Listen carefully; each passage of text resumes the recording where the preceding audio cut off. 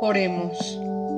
Amado Dios Padre, que por medio de nuestro Señor Jesucristo el día de Pentecostés derramaste con infinito amor la gracia de tu Santo Espíritu, que es fuente brotante de vida eterna. Hoy, al leer tu palabra, te pedimos humildemente, ven Espíritu Santo, guíanos y concédenos espíritu de discernimiento, sabiduría y revelación, para que podamos conocerte y vivir conforme a tu perfecta y amorosa voluntad. Amén.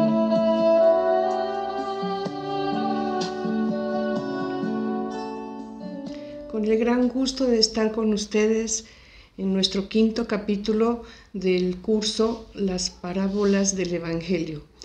Quiero mandar un saludo muy afectuoso y mi agradecimiento a los párrocos de Nuestra Señora del Carmen y San José en México, Distrito Federal, a la parroquia de San Antonio de Padua, también en México, Distrito Federal, a Nuestra Señora del Camino en Puebla, la parroquia de Nuestra Señora de la Anunciación, también en Puebla, y la parroquia Santuario de Santiago Apóstol en Coroneo, Guanajuato. Gracias por participar con tanta devoción, con tanto compromiso, con ese anhelo y sed de conocer la palabra de Dios. En esta ocasión vamos a ver 4 parábolas. Vamos a ver de la triple tradición y parábolas de la doble tradición. Ahorita vamos a explicar un poquito más esto y así vamos a analizar, a leer, a orar con la parábola de la higuera, la parábola del vigilante, la parábola del arreglo oportuno y la parábola de las 2 casas. Iniciando así entonces con la parábola de la higuera, tendríamos que decir que esta parábola pertenece a la triple tradición. ¿Esto qué quiere decir? A los sinópticos, Evangelio de Mateo, Evangelio de Marcos y Evangelio de Lucas. Esta es la triple tradición sinóptica y esta parábola de la higuera la encontramos en estos 3 evangelios.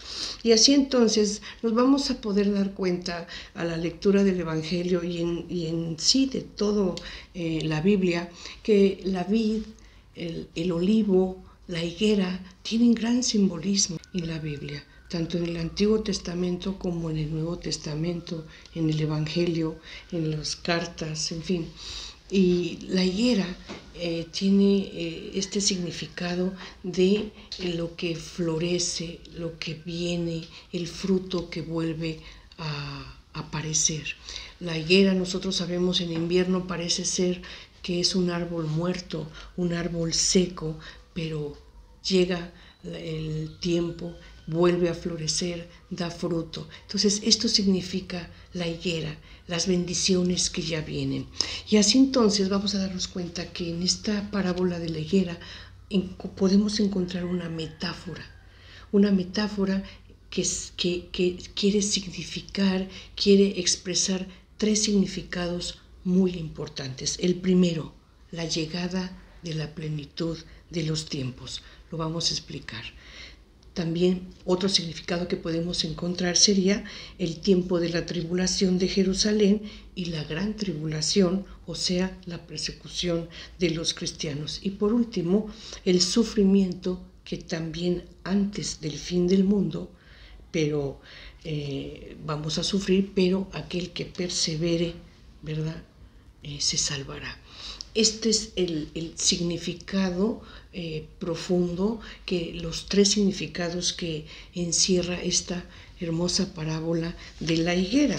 Y así entonces, en relación a la higuera y su simbolismo, que significa las bendiciones que ya vienen, podríamos leer a Joel en su capítulo 2, versículo 21, que nos dice: no temas, suelo regocijante, y salta de júbilo, porque Yahvé hace proezas. No temáis, bestias del campo, porque los pastos de la estepa reverdecen, los árboles producen su fruto, la higuera y la vid dan su riqueza. Y entonces aquí encontramos, ¿verdad?, esta metáfora del primer significado que podría tener la higuera. Ahora bien, Veamos pantalla con nuestra siguiente lámina y explicando un poquito lo que ya había señalado, que se refiere a su significado a los signos del tiempo de salvación, la plenitud de los tiempos. ¿Qué quiere decir esto? Que los tiempos mesiánicos al fin ya habían llegado. ¿Y a qué se hace referencia al respecto? Bueno, nosotros sabemos que cuando Jesús inició la proclamación del reino de Dios, el propio Juan Bautista llegó a dudar si él era el esperado. Llegó a dudar si él era el gran Mesías, ese Mesías que prometido desde muchísimos años atrás, que con el tiempo esa idea, esa figura del Mesías se fue completando hasta concebirla con una origen, una identidad divina, especial, destacada, importante. Entonces el propio Juan llega a dudar si era Jesús. ¿Por qué? Porque él vino a proclamar el reino de Dios de manera diferente, nueva, en amor, en unión, en verdad, que escapaba mucho a lo que era la cultura, la idiosincrasia de lo que ellos por tantos años habían esperado, ¿verdad? Como la idea de el Mesías, aquel que iba a conquistar, el líder, el que iba a liberar, el que iba a gobernar eternamente con poder, con conquistas. Entonces viene Jesús y tiene comunicación cercana, convive igual con un pobre que con un rico, con un fariseo que con un pecador. Esto causa desconcierto al propio Juan Bautista y le pregunta si él es el esperado. ¿Qué le contesta Jesús? Veamos pantalla. Dice, Jesús contestó, vayan a contar a Juan lo que están viendo y oyendo. Los ciegos ven, los cojos andan, los leprosos quedan limpios de la lepra, los sordos oyen, los muertos resucitan y los pobres se les anuncia el Evangelio. Esto lo encontramos en Mateo capítulo 11, versículos 3 al 5. Con esto, pues Juan queda claro, queda sin duda de que Él es el Mesías, el Cristo, el ungido, el esperado. Entonces, aquí a eso se refiere la higuera, que anuncia la plenitud de los tiempos, el tiempo de la salvación, y los tiempos mesiánicos que llegan. Pero también podemos ver que Jesús refirió la ruina de Jerusalén. Y esto lo encontramos, veamos pantalla nuevamente, en Lucas. Y en Lucas capítulo 21, en su versículo 6, nos dice, de todo lo que ustedes contemplan, un día no quedará piedra sobre piedra. Este es el segundo significado de lo que nos quiere enseñar esta parábola de la higuera. ¿Qué significa? Esto prefigura la destrucción de Jerusalén, la destrucción de su templo, ¿verdad? Esto ocurre en el año 70 de nuestra era.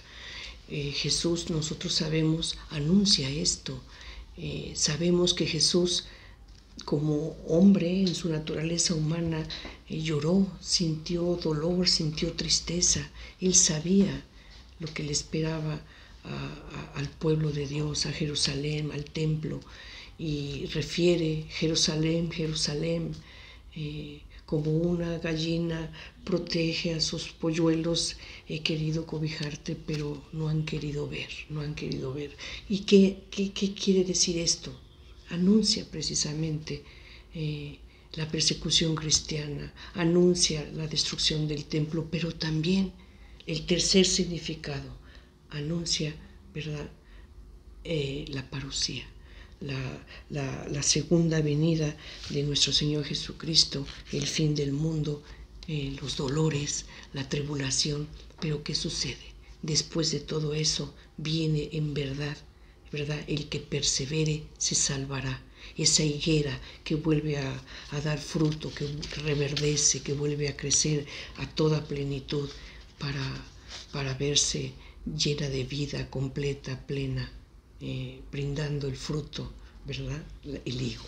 Y entonces aquí lo importante es eso, entender que aquel que se sostenga en la fe, en la esperanza, en la confianza, el que crea y se fortalezca y se sostenga eso, ese, el que persevere, se salvará.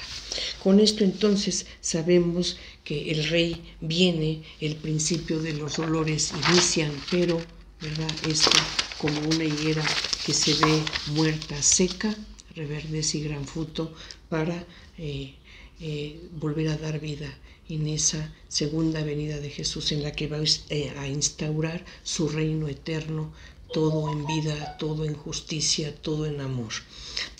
Vamos a darle lectura a esta parábola de la higuera, que la encontramos en Marcos y Mateo, es idéntica.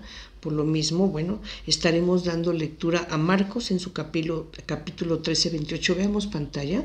Marcos capítulo 13, 28 y Mateo capítulo 24, 32, que es el texto es idéntico y nos dice: de la higuera aprended esta parábola. Cuando ya sus ramas estén tiernas y brotan las hojas, sabéis que el verano está cerca. Así también vosotros, cuando veáis que sucede esto, sabed que Él está cerca a las puertas. ¿Quién es Él? Jesús, nuestro Señor Jesucristo.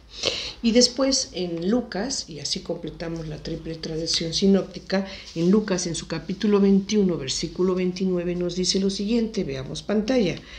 Les añadió una parábola: mirad la higuera y todos los demás árboles. Cuando veis que echan brotes, sabéis que el verano ya está cerca. Y así también vosotros, cuando veáis que suceden estas cosas, sabed que el reino de Dios está cerca. Esta parábola de la higuera, ¿verdad? La podemos leer, la podemos reflexionar y podemos pasar así entonces al estudio de nuestra siguiente y segunda parábola de nuestro capítulo 5 de esta ocasión, que es la parábola del vigilante, que también pertenece a la triple tradición. Aquí el tema de esta parábola obviamente es la vigilancia, saber permanecer atentos. ¿Por qué? Porque ignoramos el día y la hora de nuestra Pascua personal, de nuestra muerte, en la que vamos a pasar de este plano terrenal a la presencia de Dios. Entonces no sabemos el día, no sabemos la hora. Entonces, ¿qué tenemos que estar? Atentos, vigilantes. ¿De qué?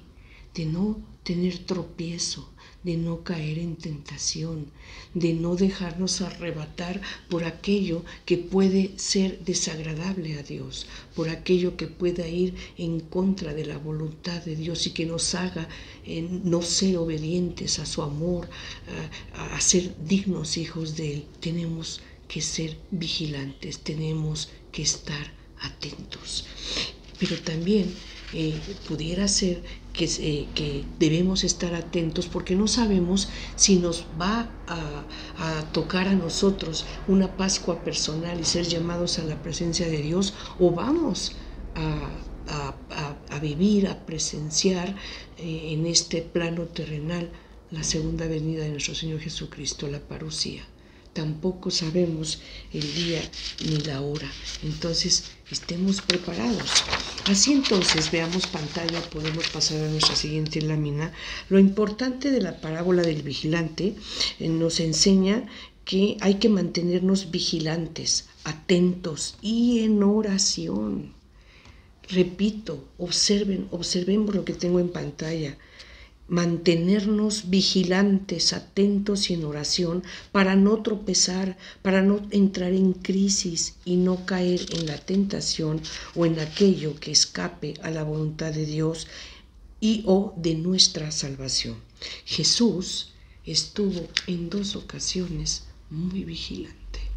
Jesús como ser humano porque sabemos de la doble naturaleza de nuestro Señor Jesucristo, 100% Dios, 100% hombre. Bueno, Él en dos momentos de su vida, durante la proclamación que hizo del reino de Dios, vivió dos momentos muy, muy difíciles.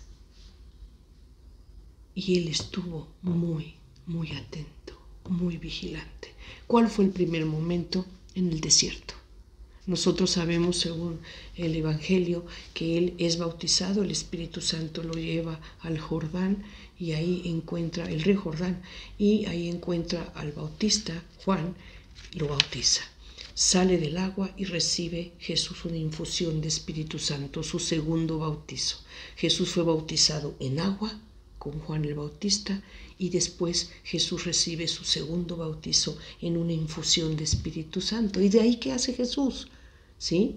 Sabiendo que tiene ya que iniciar su labor mesiánico en obediencia al Padre, en amor al Padre, repetir las palabras y la voluntad del Padre. Entonces, esto no fue sencillo para Él, en su naturaleza humana, poder entrar en ese compromiso, en esa reflexión en la que su vida iba a cambiar, iba a dejar de ser el nazoreo artesano que vivía al lado de su madre, tenía su taller. Cambió de vida para iniciar la proclamación del reino de Dios. Entonces se retira al desierto 40 días. 40 días en los que estuvo en reflexión, en oración, en conversación directa con el Padre. Y ahí tuvo tentaciones. Ahí sabemos que fue tentado en 3 ocasiones, pero Él siempre obediente al Padre. Él siempre, conociendo las palabras del Padre, supo vigilar, estar atento y combatir y vencer en el desierto. Y la segunda ocasión en la que Jesús estuvo muy vigilante, atento, velando, manteniendo esa comunicación con el Padre, esa fortaleza, ¿verdad? Que por un momento quiso ser motivo de tropiezo el saber que estaban ya iniciando el momento en que iba a ser aprendido para iniciar su pasión dolorosa. ¿Sí? Ser juzgado, ser crucificado, blasfemado, golpeado. Eso fue para Él, no hay palabras. Pero en su naturaleza humana, cuando supo que el día había llegado, el momento había llegado, ¿verdad? Con su naturaleza humana sintió una tristeza. Él mismo lo confiesa: tengo una tristeza de muerte. Le pidió al Padre que pasara de él ese cáliz que le estaba pidiendo, que no sufriera esa forma la pasión que iba a ser el medio por la cual íbamos a ser redimidos. Pero al final, atento y vigilante, dijo: pero no se haga mi voluntad, sino la tuya. Los ángeles vinieron, el ángel del Señor vino, lo fortaleció, lo equipó, lo armó para poder enfrentar esa gran y dolorosa pasión que fue gracias a ella por la que fuimos lavados de nuestras culpas, y con su resurrección fuimos salvados para una vida eterna. Con su sufrimiento, con su cruz, con ese dolor y pérdida de su vida, pagó, compró nuestra salvación. ¿Sí? Y entonces fueron 2 momentos en los que Jesús estuvo vigilante. Y así la parábola del vigilante, veamos nuevamente pantalla, nos llama a ser vigilantes para no caer en tentación, porque no sabemos cuándo será el día ni la hora de nuestra hora, o sea, cuando seamos llamados a la presencia de Dios, o tal vez pudiera ser, no lo sabemos, el día, la hora de la parusía, de la segunda venida de nuestro Señor Jesucristo. El día del Señor es la parusía, y Jesús además advirtió: cuando sientan paz y seguridad, vendrá la ruina, como los dolores de parto. Por eso, no vivamos en la oscuridad, no estemos dormidos, más bien velemos, estemos vigilantes, atentos para la venida. Jesús refirió el fin de los tiempos que estamos esperando y señaló: mas de aquel día y hora, o sea, del día de la crisis que llevará al fin del mundo, nadie sabe cuándo será. Solo el Padre.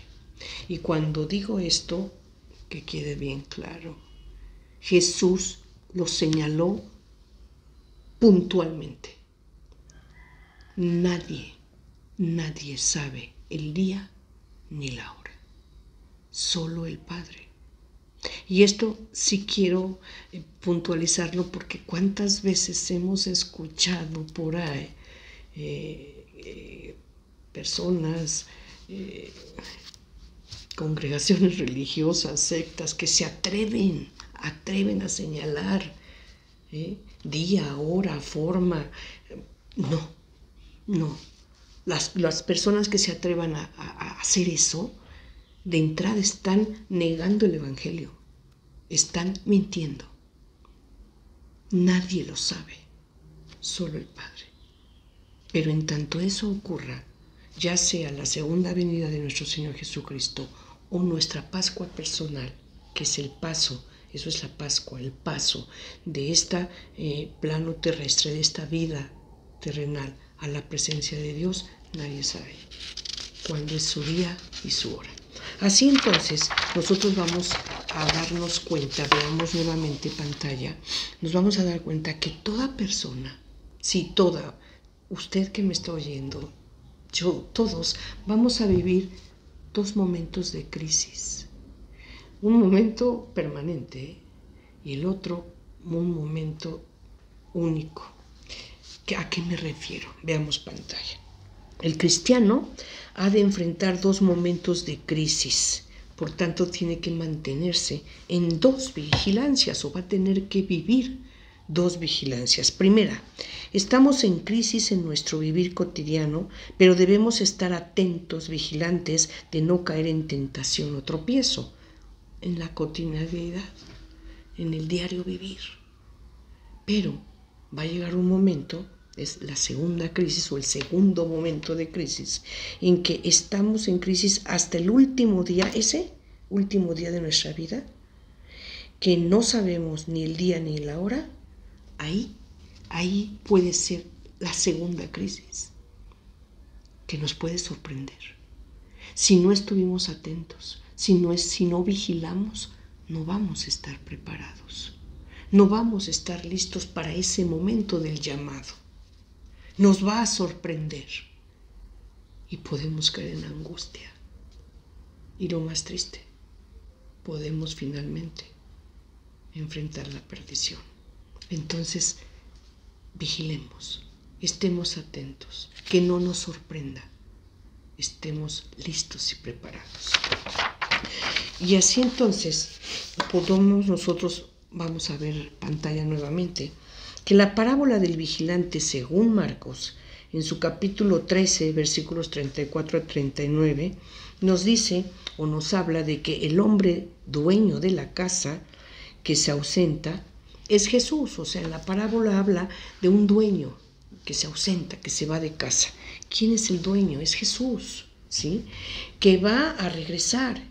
Y en tanto, sus siervos, o sea, nosotros, debemos realizar nuestro trabajo personal encomendado. Y al portero le deja que vele, ¿sí? Entonces, primero, debemos velar, estar preparados, vigilantes, realizando nuestro trabajo. ¿Qué quiere decir? Todos nosotros sabemos que debemos de trabajar en nuestro espíritu, en nuestro corazón, alimentándonos de la palabra de Dios, creciendo en el espíritu, practicando la fe, la esperanza, la caridad. vivir en el amor. Ese es el trabajo encomendado, ¿sí? Vivir en la voluntad, en la integridad ante Dios. Y el Evangelio de Marcos coloca esta parábola en la perspectiva de la parusía y del fin del mundo, ya lo habíamos señalado, cuyo día y hora solo es conocido por el Padre. También ya lo había señalado. Y aquí entonces, cuando leemos esta parábola del vigilante en Marcos, encontramos que habla del que puede ser en la vigilia, ¿sí? Y bueno, no solamente Marcos, también lo encontramos en Lucas en Lucas encontramos que habla de una segunda, de una tercera vigilia, y Marcos y Lucas son los que hablan de las vigilias. ¿Y qué es esto? Bueno, la noche tiene 4 vigilias y aquí podemos ver en pantalla. La primera vigilia inicia a las 6 de la tarde y termina a las 9 de la noche. Las 6 de la tarde, que según el horario judío sabemos también es cuando inicia el día. El día judío empieza a las 6 de la tarde y termina a las 5:59 del siguiente día. Entonces, la primera vigilia de la noche empieza a las 6 de la tarde y termina a las 9. La segunda vigilia es de 9 a 12 de la noche. La tercera vigilia es de las 12 de la noche a las 3 de la madrugada, para finalmente la cuarta vigilia la tendríamos de las 3 de la madrugada a las 6 de la mañana. Esas son las 4 vigilias de la noche. Y así entonces nosotros podemos ver cómo, según la parábola del vigilante, en Lucas capítulo 12, 35 a 40 nos dice que refiere más el tema de la vigilancia, que debemos estar ceñidos, preparados, listos y con las lámparas encendidas. Luz, porque debemos ser luz.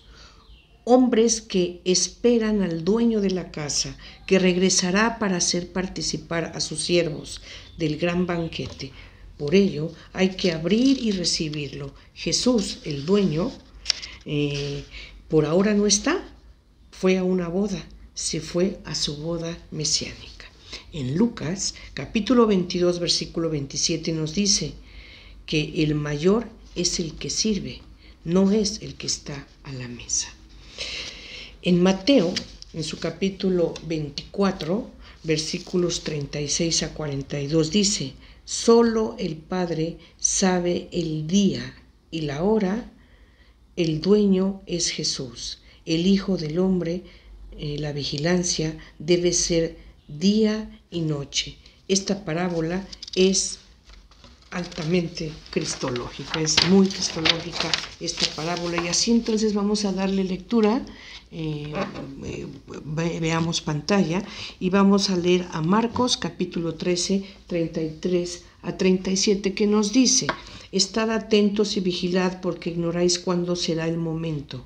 Al igual que un hombre que se ausenta, deja su casa, da atribuciones a sus siervos y a cada uno su trabajo, y ordena al portero que vele. Velad, por tanto, ya que no sabéis cuándo viene el dueño de la casa, si al atardecer o a la medianoche o al cantar el gallo o de madrugada, no sea que llegue de improviso y os encuentre dormidos. Lo que a vosotros digo, a todos los digo: velad.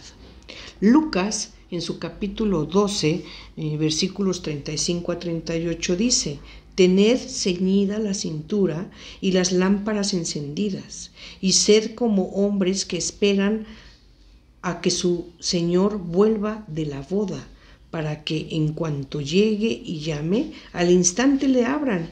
Dichosos los siervos a quienes el Señor, al venir, encuentre despiertos. Yo os aseguro que se ceñirá, los hará ponerse a la mesa, y yendo de uno a otro les servirá. Que venga en la segunda vigilia o en la tercera, si los encuentra así, dichosos ellos. Y por último, Mateo, capítulo 24, versículo 22, que dice: velad, pues porque no sabéis qué día vendrá nuestro Señor. Y así entonces, con esto estaríamos terminando, según nuestro plan de estudio, las parábolas de la triple tradición. Nosotros recordemos que iniciamos primero el estudio del discurso parabólico, lo concluimos, después pasamos a lo que serían las parábolas de la triple tradición, o sea, de los sinópticos, Marcos, Lucas y Mateo. Y ahora vamos ya a iniciar, según el plan de estudio, las parábolas, análisis de las parábolas de la doble tradición de Mateo y de Lucas. ¿Y qué podemos decir? Veamos pantalla. Estas parábolas de la doble tradición, o sea, que son de Mateo y Lucas, son 9 las parábolas.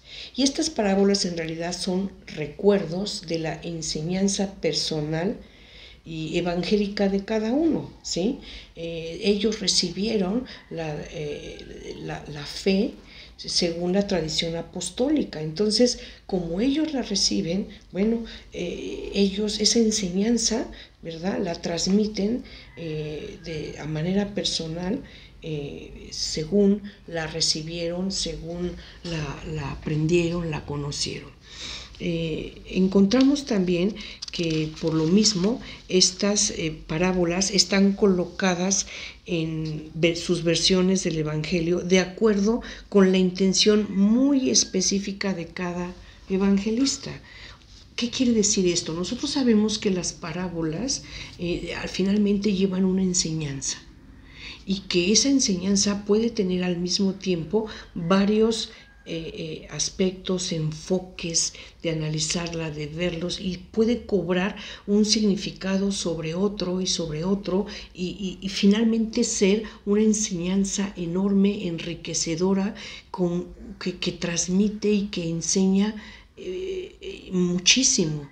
Entonces, cada uno en este caso Mateo y Lucas, en estas parábolas que vamos a estudiar de la doble tradición de ellos, de estos evangelistas, según lo que ellos entendieron o quisieron expresar en ese momento de lo que recibieron de la tradición apostólica, colocan la parábola en determinado momento del Evangelio según la narración que hacen. Y así entonces nosotros vamos a ver la parábola de esta doble tradición, Mateo y Lucas, la llamada parábola del arreglo oportuno. En Mateo lo encontramos, veamos pantalla, en Mateo lo encontramos en el capítulo 5, versículos 25 y 26. Esta parábola cierra el sermón de la montaña. Terminando el sermón de la montaña, encontraremos la parábola del arreglo oportuno según Mateo. En cambio, en Lucas la encontramos en el capítulo 12, versículos 58 y 59.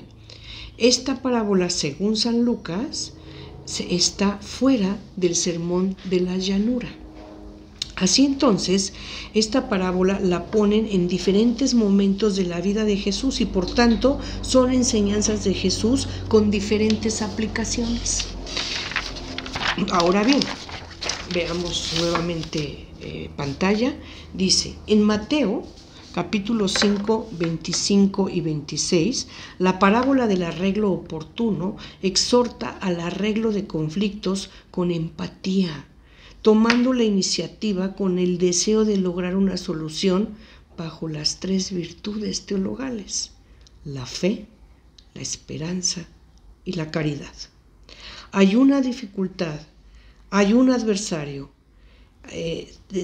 Nos muestra esta parábola que debemos saber pedir perdón, pero al mismo tiempo saber perdonar.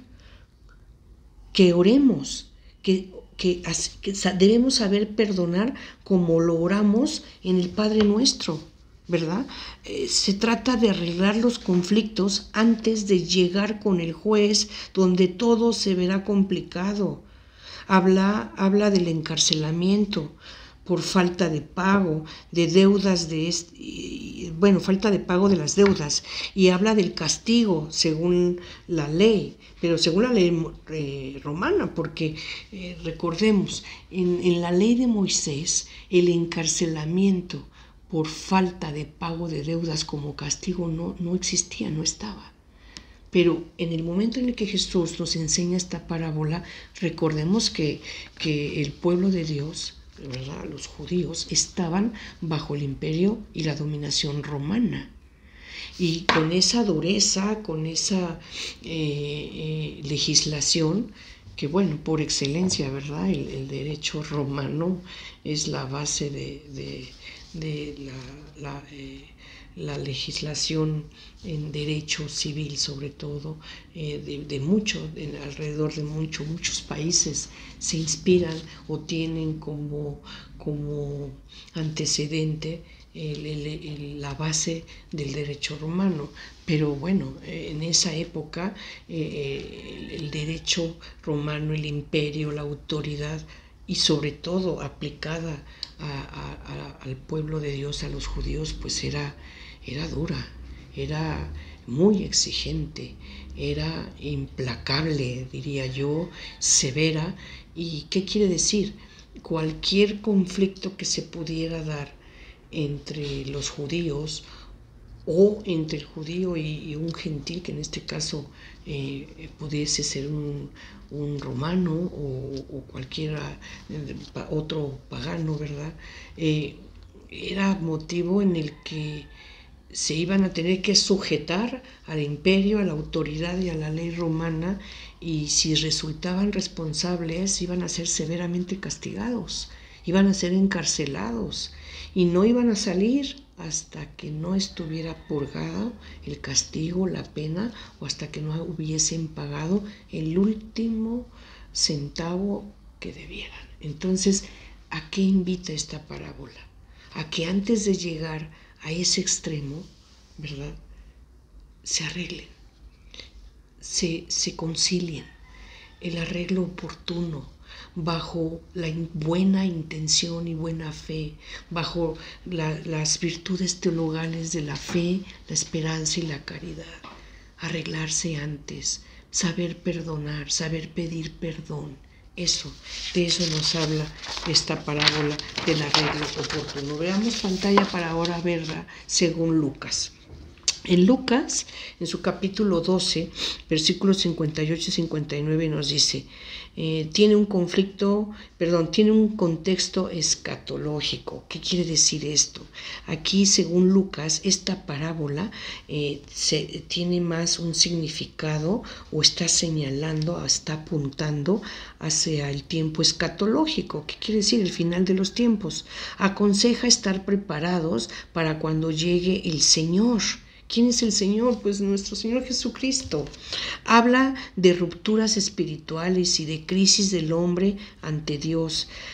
Previamente habla de la vigilancia. Jesús le enseña en un momento de crisis. Se avecina su muerte. Se necesita conversión y arrepentimiento para la salvación. No se puede permanecer en el pecado. Es el tiempo de arreglar las cosas en tiempo oportuno y estar preparado, pues ya viene el gran día, que nadie sabe cuál será ni tampoco a qué hora. Esto ya lo vimos, es la parábola del vigilante. Aquí de alguna manera van de la mano una y otra.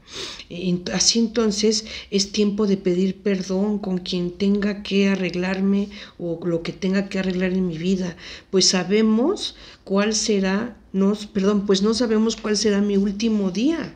Es el tiempo de Cuaresma, de espera, de preparación y de arreglar las cosas con Dios, pues Jesús hará juicio y es juez justo, que pedirá cuenta hasta de lo más pequeño, y en su conjunto seguramente son muchos los pecados.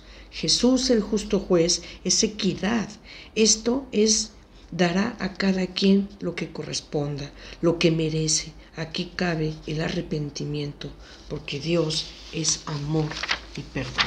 Así entonces, esta parábola nos muestra la importancia de saber conciliarnos, perdonar y hacerlo a tiempo, sobre todo eso, antes de que los problemas, los conflictos, los rencores escalan y llegan a tomar dimensiones enormes con consecuencias desastrosas que después pesan que después duelen, que después nos arrepentimos y hubiésemos querido jamás haber caído en esa situación.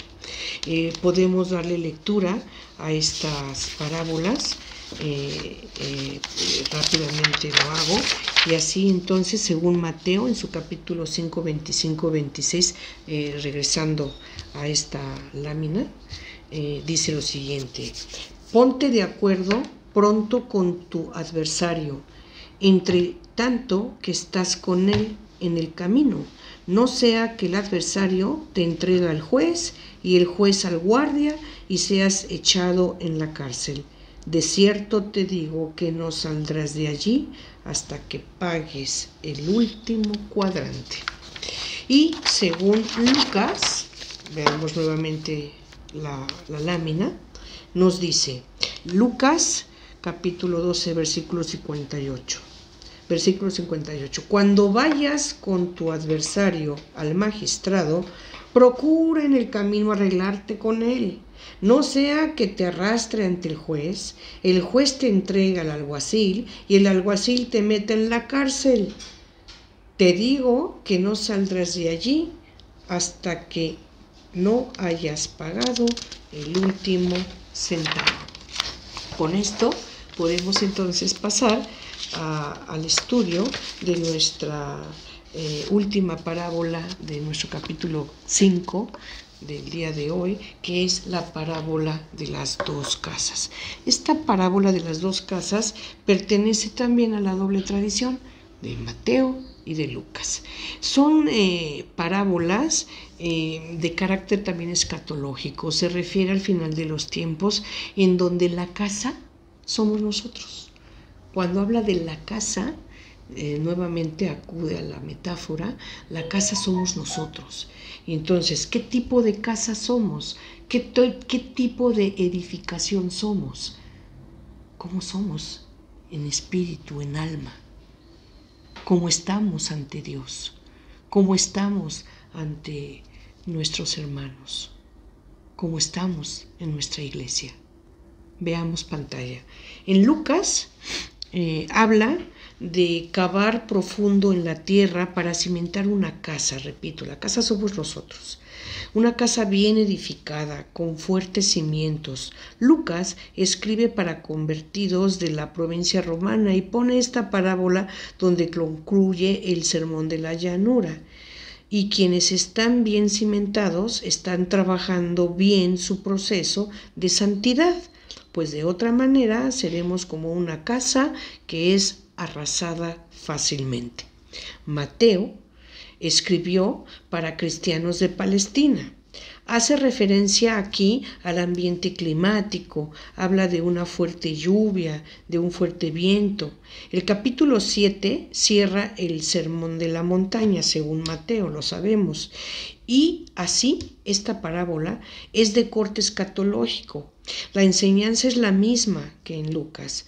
Tanto en Lucas como en Mateo invitan a un examen de conciencia y a saber vivir en la práctica de la palabra de Dios. Nosotros sabemos que respecto a esto, qué tipo de edificación somos, cómo estamos ante Dios, cómo vivimos, cómo llevamos a cabo nuestras relaciones con nuestros semejantes, con la iglesia, con nuestros hermanos. Somos íntegros ante Dios, practicamos el amor, la justicia, el perdón. Miren, nosotros vemos que Jesús en Mateo capítulo 7, versículo 22 y 23, nos dice, voy a dar lectura, veamos pantallas. Jesús dijo, muchos me dirán aquel día, Señor, Señor, ¿no profetizamos en tu nombre? Y en tu nombre expulsamos demonios, y en tu nombre hicimos muchos milagros, y entonces les declararé, dice Jesús, jamás os conocí, apartaos de mí, agentes de inequidad. ¿Por qué hace referencia aquí Jesús a esto? Porque muchas personas sienten que son atendiendo a la parábola, una buena edificación, que están bien cimentados, que hacen bien las cosas. de manera correcta. Y no es así.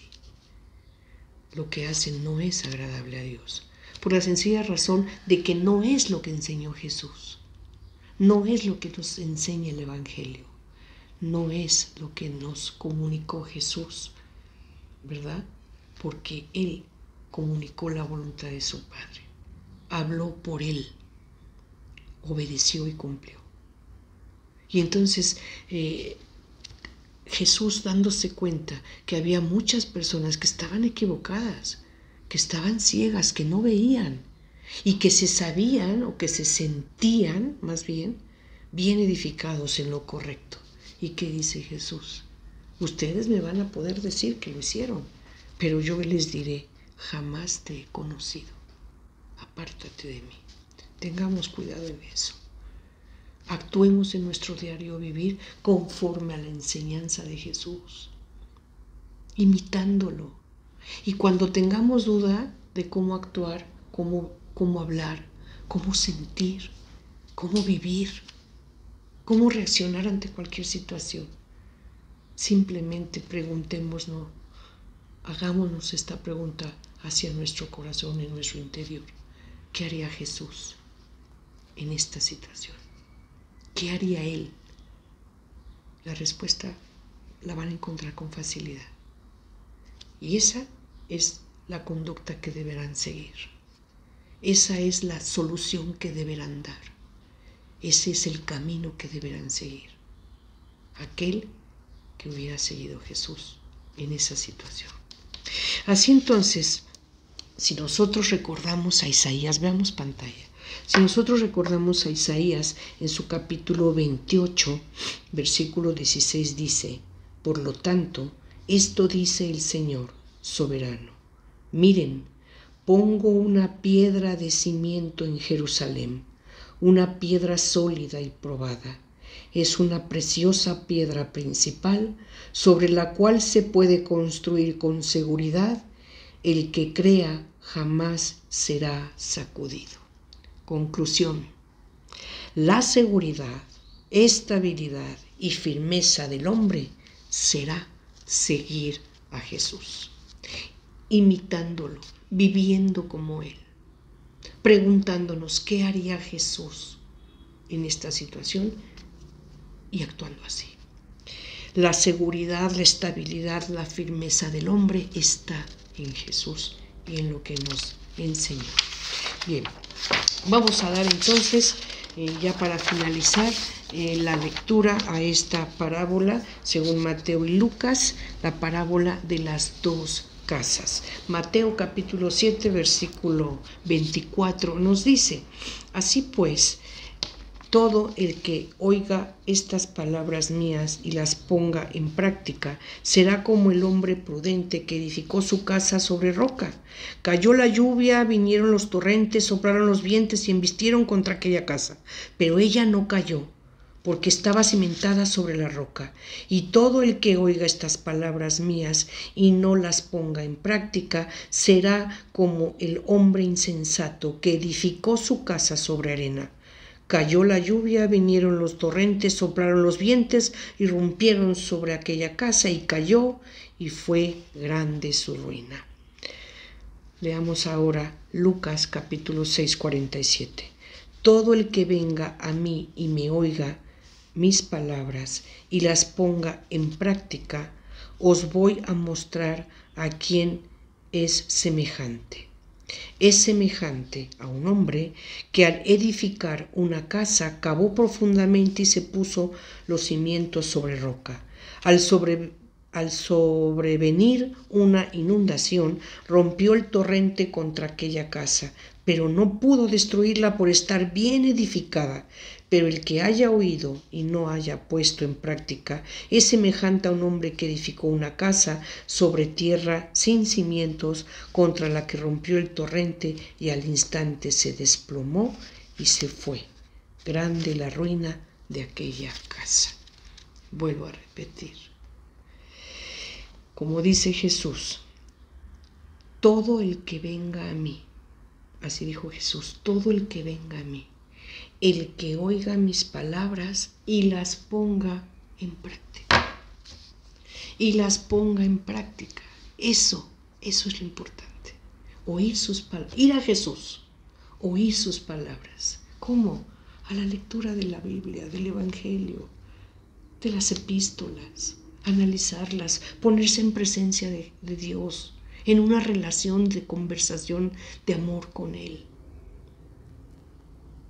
Es ponerse en presencia de Dios, ir a Dios, ponerse en presencia de Jesús, ir por su camino. Él es la verdad, la vida. Oírlas y ponerlas en práctica. Con esto podemos decir que concluimos nuestro capítulo 5, una explicación como siempre modesta, lo más elemental y sencilla posible, y que ahora me voy a permitir ilustrar con el video de estas parábolas. Pongámonos en oración, leamos la Biblia siempre. Como lo he repetido, este estudio nunca puede sustituir ese gran momento de encuentro personal en la que tomamos la Biblia, pedimos Espíritu Santo y la leemos. Muchas gracias, nos vemos en nuestro siguiente capítulo. De la higuera deben aprender esta parábola. Cuando sus ramas se ponen tiernas y le brotan las hojas, ustedes saben que el verano ya está cerca. De la misma manera, cuando ustedes vean que todo esto sucede, sepan que la hora ya está cerca y que está a la puerta. De cierto les digo que todo esto sucederá antes de que pase esta generación.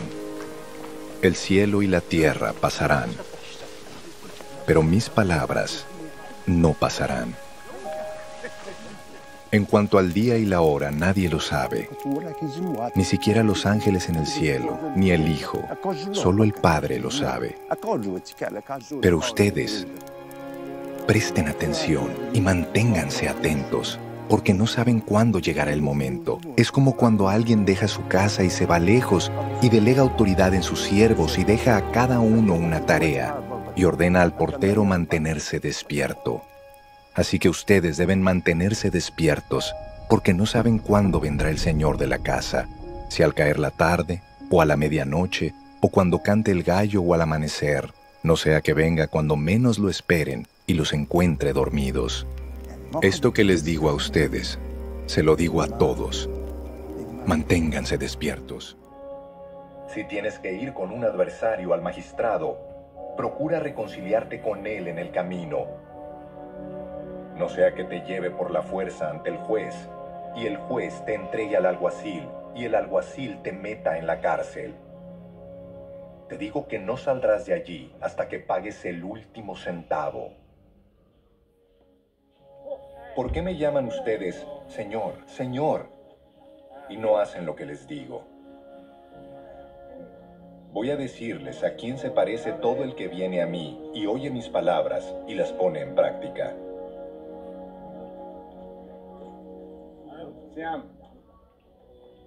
Se parece a un hombre que, al construir una casa, cavó bien hondo y puso el cimiento sobre la roca. De manera que cuando vino una inundación, el torrente azotó aquella casa, pero no pudo ni siquiera hacerla tambalear, porque estaba bien construida. Pero el que oye mis palabras y no las pone en práctica, se parece a un hombre que construyó una casa sobre tierra y sin cimientos. Tan pronto como la azotó el torrente, la casa se derrumbó y el desastre fue terrible.